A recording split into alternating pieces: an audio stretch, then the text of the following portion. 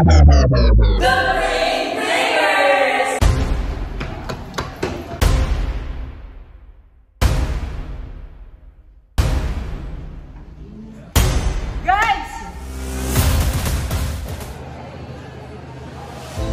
mundo ng academics, laging may pressure.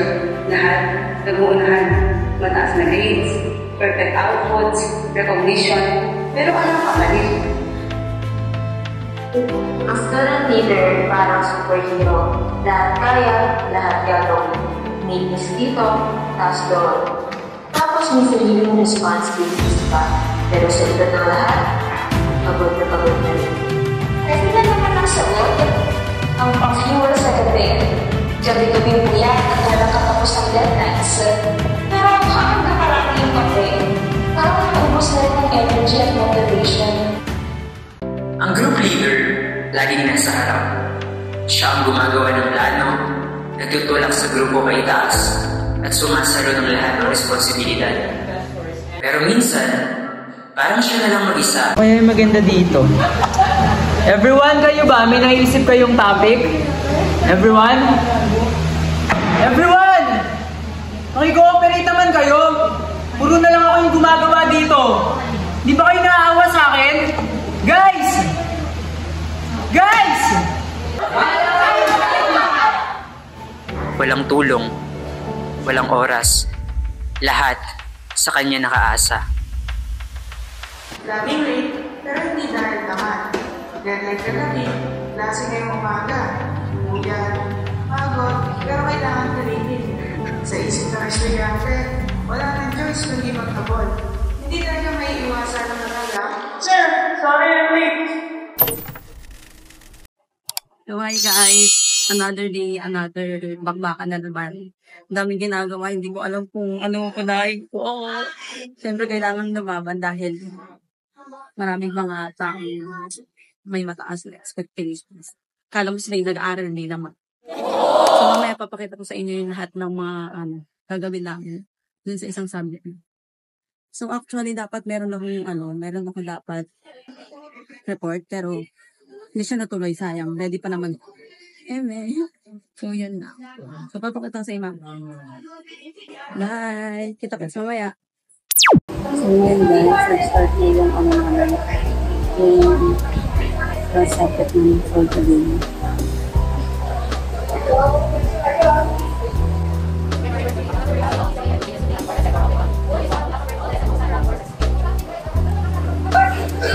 So guys, mga families ko.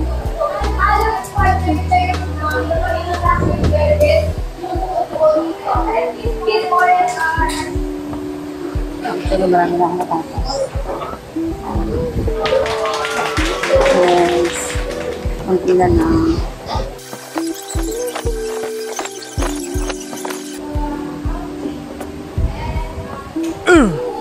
Good morning.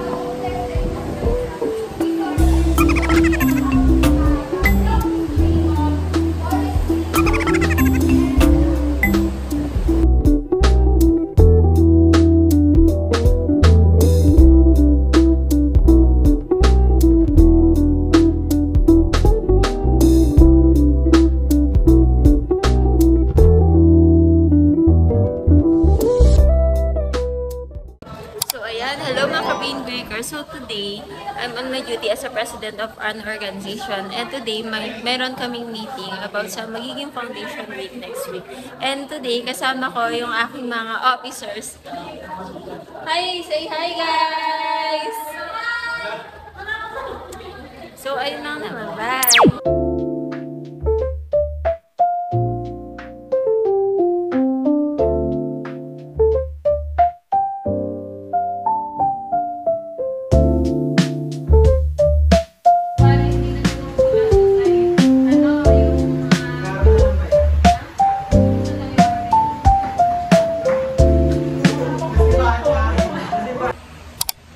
What's up mga ka-brain breakers? Tara, samahan niyo ako dahil isa na naman po akong leader for today's video. Tara, puntahan nga natin yung mga ka-group ko. Guys, kamusta na yung activity natin? Ako naman yung ginagawa.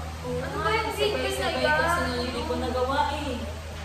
Ang tagal ko nang binigay sa inyo nun ah. Vlog ba yan? Hi-vlog! Nakakainis naman kayo.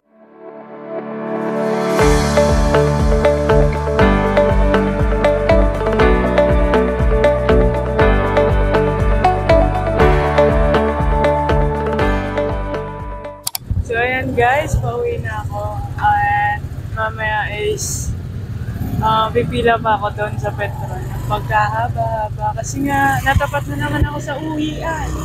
And ngayon is nasa tricycle ako and mamaya pagka-uwi ko magre-review. Bibisita lang ako sa nanay ko. And ayan, pagod na sa buhay. Pero wala kailangan eh. So, yun na naman ang a day in my life for today. And papasok na naman ako bukas ng 6 a.m. And uuwi ng 6 p.m. Parang routine ko na yan sa araw-araw. Ayun lang guys. Bye-bye!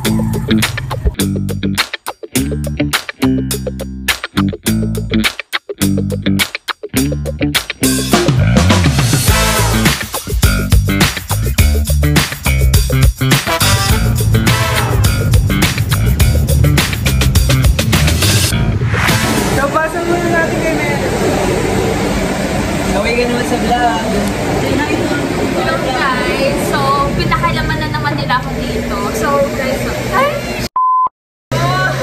Sorry! So, ngayon guys, nandito sa mesa, coffee maker. So, nagre-review kami ngayon. So, imagine guys, dami naming nire-review. Ayan, oh, ayan. Pinapa yung sa kalahati, meron pang papel. Ano yan? Nagkakapi ka na naman. Eh, bakit ba? Bakit mo? Kakapi ka rin naman. Ha? Milkshake tong akin, no? Iyaan mo ng acidet. At least papasa din siya. Alam mo namang masama yan sa katawan. Lagi mong araw-araw. Iyaan mo na. Ito na nga lang yung medicine ko sa depression ko sa academics eh. Pipigilan niyo pa ako. Bahala ka nga dyan. 3, 2, 1, go! Sinong mabalat? Sino ang kawawa? Yung mga pulsuans ba? Palpitators din kaya? Meryl! Ganito rin kaya yung nararanasan ng iba? Hindi lang kaya ako nag-iisa? Ilan kaya kaming mga student leaders? Pagod na rin kaya sila? Lorraine! Bakit parang ako lang yung nape-pressure? Ako lang ba talaga? Eddie! Ilan kaya kaming maaga pa sa second class? Kayo ba? Gina!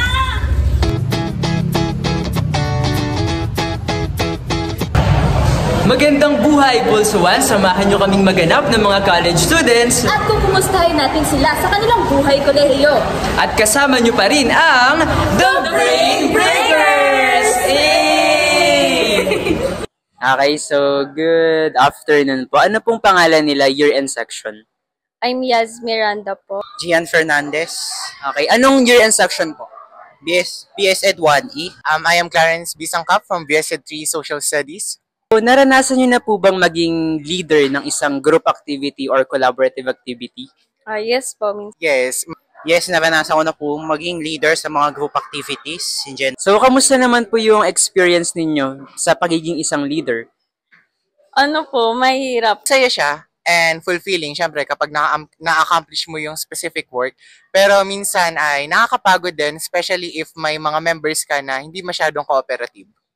Depende siya sa degree or sa gaano yung burden na meron sa isang task na iniwan ng instructor ng teacher. Meron po ba kayo na-experience sa mga pabigat sa grupo? Hindi naman po maiiwasan. Frankly, yes. Okay. Ano, meron po kayong isang advice na maibibigay sa kapwa nyo mga estudyante? Ano po yun? Advice? Siguro, let us always find or strike balance between ACADS and personal life, no? Wag natin ikulong yung sarili natin sa ACADS kasi beyond that, may buhay pa rin naman tayo at mas mataas ang chance na ma-burnout tayo sa iba't ibang bagay kapag ipipilit natin lagi or mag-focus lang tayo sa isang bagay. Kailangan gumala-gala rin tayo. Let's bond with our friends, family, and loved ones. Tama. Let's always remember na there's always a life outside the academics. So, thank you po, Mr. Clarence Angkap, for your time. Welcome, Kaplupa. Wow. Okay, thank you po. Main year and section po. I'm Antoinette Ibursa from BS Ed 1I. 2A po. BSIT 2A po. I am Maricon J. Narciso from BES 1A. Okay, mahilig po ba kayo sa kape? Yes. Opo. Okay. Mahilig po. Okay. So, paano po ba nakakatulong yung kape sa pag-aaral niyo? Ano po, pampagising. Panghimagas or pang ano, di naman, parang bago po mag-study, parang tinataken ko po. Yung kape po kasi nakakatulong po siya na magawa ko yung mga task ko sa schools kapag po sobrang wala na po akong energy. Nagdadagdag po kasi siya ng energy sa akin. Lalo po pag puyat na, pag parang pagod na po, parang kapag nagkape ka po, parang ma-energize ka ulit. Okay, thank you. Po, good morning po. Ano po pangalan nyo and section po?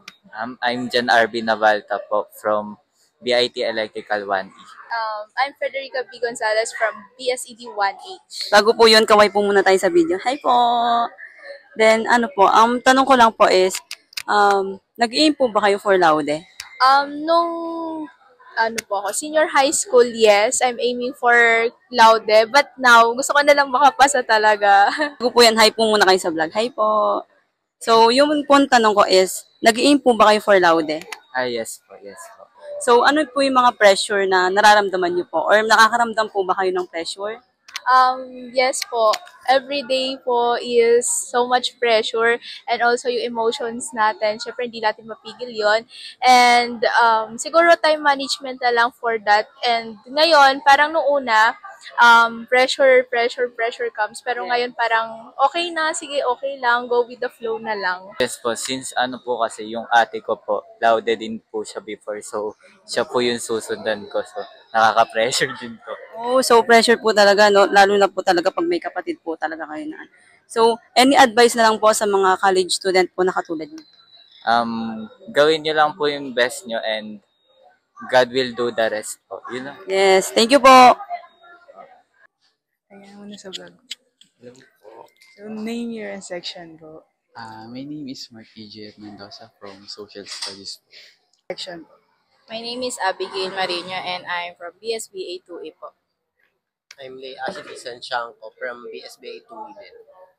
Altaria Jane Rivera Labajo, BSED 3E, Social Studies. So, ang tanong ko lang po is, naranasan niyo na po ba malate? Yes po. Opo, may mga times po na nalilate talaga ako. Opo, naranasan din. Bihira po. So, ano po yung nagiging rason ng pagka-late niyo? Yung pinaka-reason po ng ba't ako nalilate is yung madaming activities, mga deadline na kailangan kong tapusin agad dahil dyan. Yung iba, mali yung schedule na nakita. And yung iba naman, late na gising or traffic. May mga times po na minsan pagod po talaga sa school and then may nahahaluan pa po nung sa work. Tapos minsan traffic din, gano'n. Ganun din po sa schedule siguro, like, uuwi ka kasi ng mga bandang gabi na tapos mawawalan ka na ng time sa gabi gumawa ng mga homework mo or mga gawaing bahay. Kumbaga crowded kasi yung oras kaya makakatulog ka ng late and then ayun, magigising ka din ng late. Kaya ka nalilate. Okay po kayo. Thank you po. Hello mga ka-brain breaker. So ngayon, kasama natin si Sir Russell Pante, ang governor ng BSU Bustos Campus. At ngayon, i-interview natin siya tungkol sa mga karanasan niya. So, Sir Russell Pante, kumusta ka naman ngayon? Kumusta ang pagiging student leader? So, bilang isang student leader and bilang isang estudyante at the same time, okay naman. So, aaminin ko mahirap, pero bilang ginusto namin itong field na to, so kailangan namin gawin yung best namin para, of course, bilang may umaasa sa service namin, bilang student leader, kailangan namin i-fulfill yun. So, para masatisfy namin sila at mabigay namin yung interest na gusto nila. So, Sir Russell, ano ba yung mga challenges na nararanasan mo? Pwede mo ba itong i-share sa audience natin? So, yung sa mga challenges, number one, siguro yung sa time management.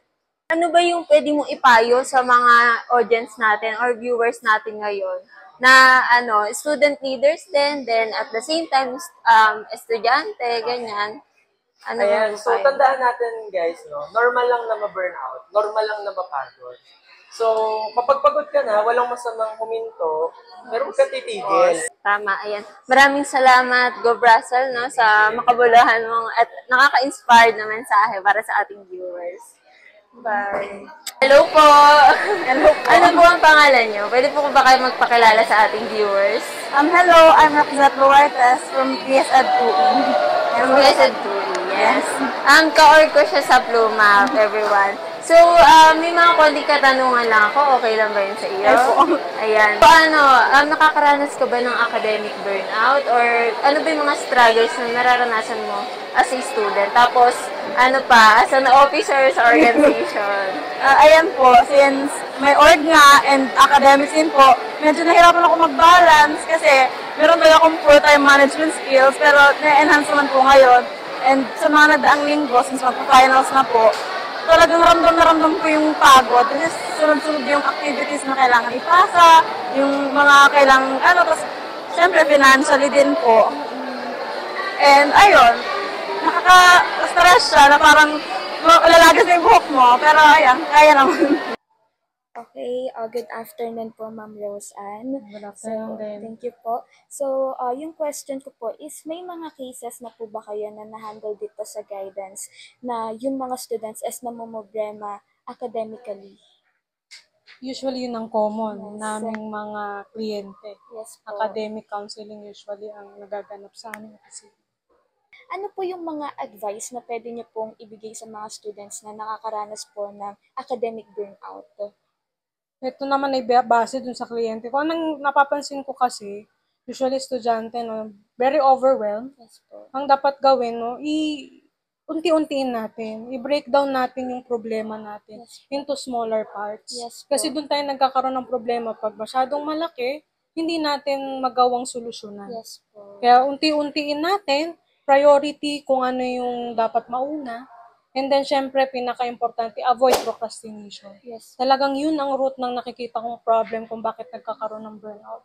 Kasi kahit sa pagtatrabaho, no, si ma'am din guilty sa procrastination. Kaya minsan, yun yung nagdudulot sa akin ng stress and then sometimes burnout. Kaya no, pinaka-importante, you avoid procrastination and then prioritization of what is important. Yes po. So, guys, narinig niyo yan na. Thank you po, Ma'am Rose Ann. Thank you din. Po. Good afternoon po ulit.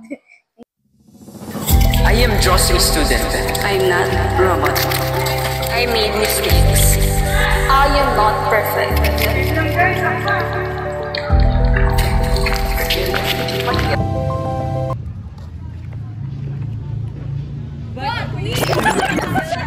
Ano ba yung bossing? But we are all surviving. But we are still surviving!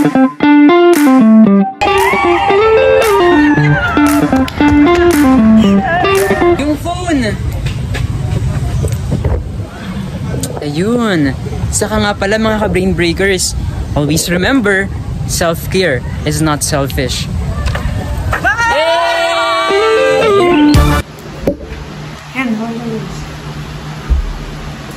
What's up mga ka-brain breakers? Exactly. So ano ba yung challenge natin sa kanila? Ano challenge natin sa kanila, Mayor?